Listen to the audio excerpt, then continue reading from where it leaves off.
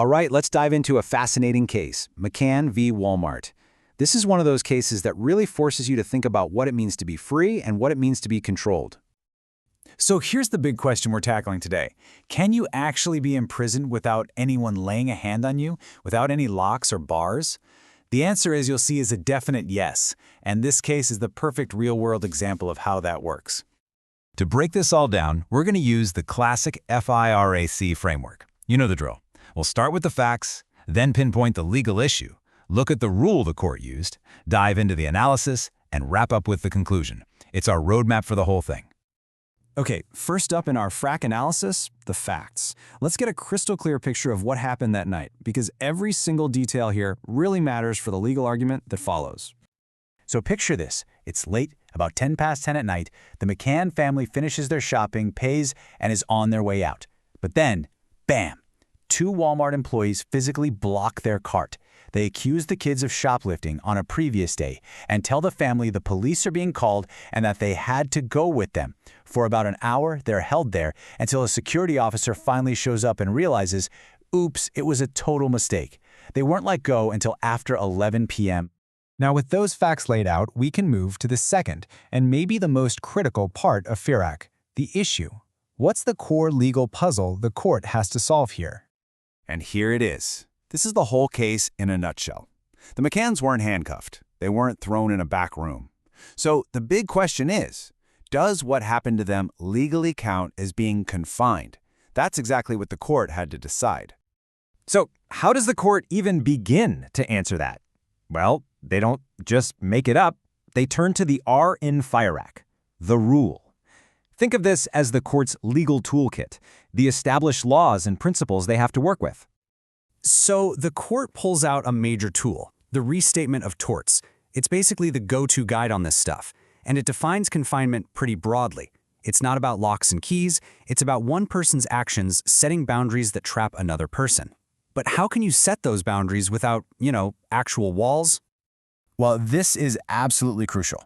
The law gets the confinement is about more than just physical stuff. It can happen through threats. It can happen through what we see here, a false claim of legal authority, like saying the cops are on the way. Or it can happen through other kinds of pressure. Psychological walls can be just as real as concrete ones. Okay, now for the main event, the A for analysis. This is where the rubber meets the road, where the court takes that legal rule we just talked about and applies it directly to what the McCann family went through. The court really zeroed in on these specific words. They said, look, this wasn't a friendly request. This was a command.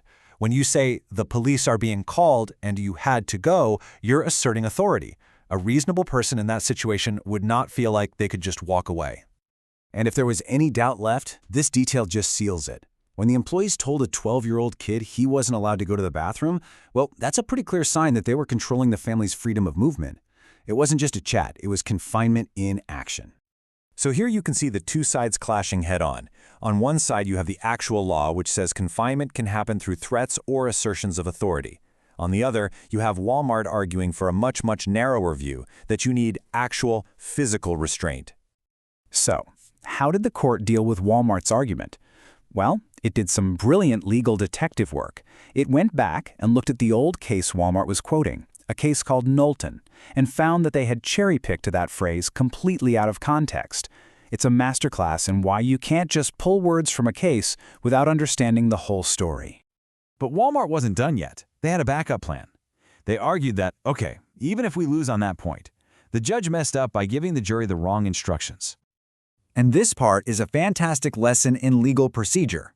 Wal-Mart's goal was to make a valid point, that just feeling a moral obligation to stay isn't enough for false imprisonment. And that's true. But the instruction they actually wrote and gave to the judge was flawed.